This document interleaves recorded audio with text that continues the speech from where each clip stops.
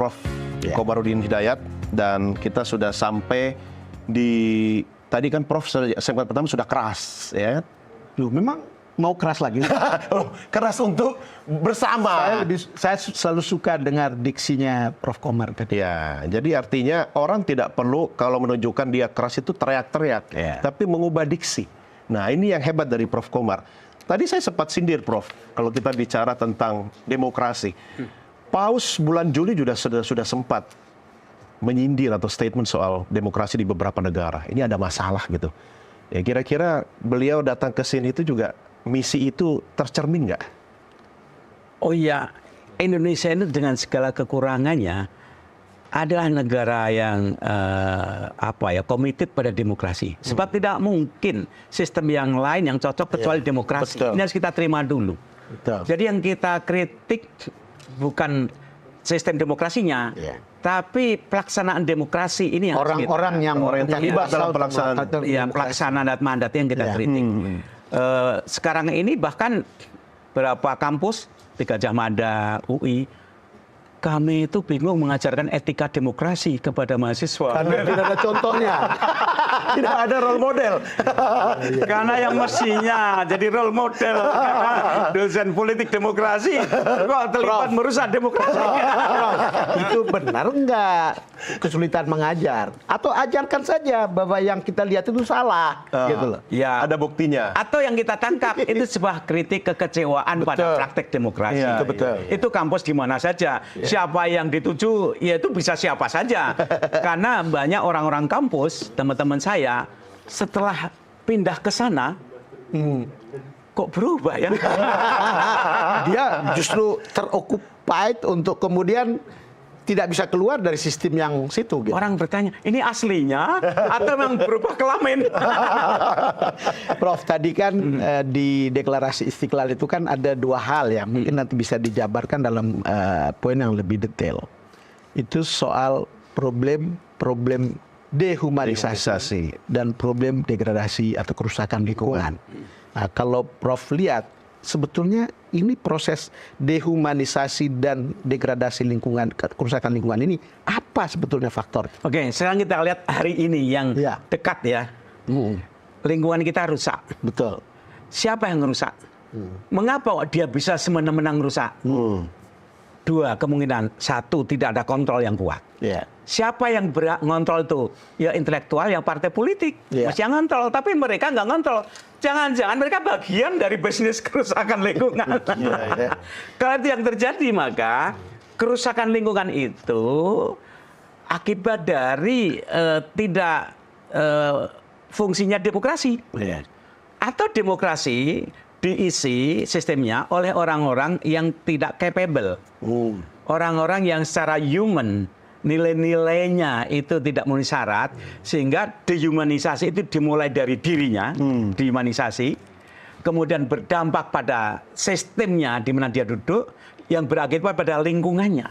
Jadi tiga-tiganya itu berkait-kaitan. Mana sebab, mana akibat. Ini sekarang berkait-kaitan. Memaksakan seseorang yang tidak kompeten masuk dalam sistem itu memperparah ya. Iya. Sebetulnya gini, Dok. Paus ini adalah seorang yang betul-betul konsen pada lingkungan. Dia mengeluarkan ensiklik.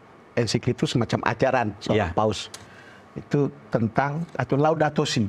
Itu betul-betul membuat semacam pengajaran tentang menghargai lingkungan. Saya tidak tahu apakah ada hubungannya tadi sampai kemudian Pope itu bicara. Kita dengar Indonesia ini menjadi negara dengan penghasil emas terbesar. Kira-kira gitu ya. Di dunia. Gitu. Tetapi bagaimana urusan-urusan persaudaraan, kebersamaan, dan lingkungan itu juga harus dipikirkan. Dan jangan lupa untuk menghasilkan emas itu kan harus ditambang dulu kan. Ya itu dia. Dampaknya kan kemana-mana. Saya kira bukan soal kritik tambang emasnya, tapi soal bagaimana lingkungan itu diperhatikan, dirawat, degradasinya. Gitu. Ada lingkungan alam, lingkungan sosial. Ada lingkungan alam, ada lingkungan sosial. Betul. Itu kalau concern Paus. Lingkungan alam, ya alam itu rusak. Lingkungan sosial dehumanisasi. Betul. Jadi sekelompok orang yang di atas saja yang menikmati itu, tapi yang bawah tidak, ya lingkungan sosialnya rusak, lingkungan alamnya rusak, Dan pelaku-pelakunya mungkin yang berada di piramida di atas.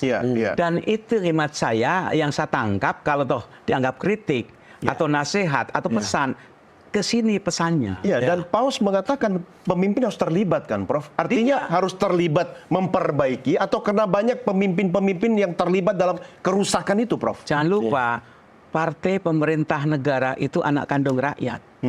Coba ulang, Prof. Partai pemerintah negara itu anak kandung rakyat. Ibunya itu rakyat. Didengar oleh penonton dengan baik-baik. Berarti wajar dong kalau anak kandung saya terlibat dalam... Jangan jadi maling kundang. Jangan jadi maling kundang gitu. Saya punya analog yang kurang enak ya, maaf pada ibu-ibu ya. Gini. Dulu di Indonesia itu kan banyak sultan-sultan. Kemudian, ayo kita ingin mendirikan rumah tangga, namanya Indonesia. Ini saya ambil ini seorang suami ibu kota itu, presiden. Ini istrinya banyak dilamar. Mau nggak kamu? Oh mau. Aku mau kamu sunting jadi istrimu. Dengan catatan janji kami nanti hidup sejahtera, aman, damai. Maka sultan-sultan itu oke, bubar, aku bergabung ke rumahmu, bergabung ke rumah Indonesia. Tapi setelah merdeka di rumah Indonesia, beberapa istri-istri yang tadi berjanji tadi dikhianati. Ternyata apa? Rumah tangganya, alamnya semakin miskin, rakyatnya tidak makmur. Andaikan boleh milih sejarah dirubah, mungkin kembali balik ya. Ingin cerai jangan-jangan. Tentu ini analog saja. Mengapa? Mereka itu dulu mau bergabung, yakin berharap bakal aku bergabung dalam rumah bangsa, rumah tangga Indonesia itu aku menjadi makmur dan baik. Pertanyaannya kok tidak? Nah ini tolong para pemimpin, pemerintah yang berada di pusat ini, tolong dipikirkan betulkah apa yang Anda lakukan itu, memberikan janji itu. Apa yang diambil oleh Prof. Komar ini adalah mencoba mengambil, merefleksikan lebih jauh apa yang dikatakan tadi itu. Kan lihat ke dalam, Bang. Harus lebih jauh kita melihat sosial ke dalam. dan lingkungan tadi. Ya Papua dapat apa coba? Emasnya dikuras. Rakyatnya dari dulu nggak maju-maju. Ribut melulu. Kalimantan rusak. Gitu. Andaikan gini, dulu saya jadi kerajaan sendiri deh kali gitu kan. Sebagaimana di Eropa kan banyak negara kecil-kecil. Di Brunei ada kan. Nah, apakah kita mau digugat oleh sejarah? Jadi ada dua kedatangan Pope ini. Pertama, dengan tidak perlu ada kata-kata, tapi memberikan contoh untuk kemudian membuat kita punya refleksi. Sederhana lah, kira-kira gitu. Yang kedua, dengan statement-statement tadi.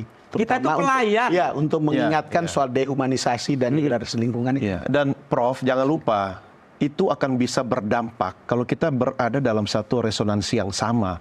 Getarannya itu bisa kita rasa. Kalau misalnya orang-orang yang dimaksudkan oleh pesan mulia dari Paus tadi, itu sudah disuarakan ya lewat tanpa kata-kata, dengan pidato, kok masih nggak nyampe? Beda-beda frekuensi, Prof. Yang satu bicara di gelombang AM, yang satu di FM. Dampaknya apa nanti? Memang saya juga khawatir kalau itu hanya menjadi ornamen politik.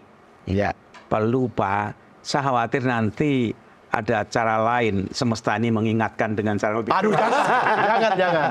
Saya tidak berharap seperti Prof.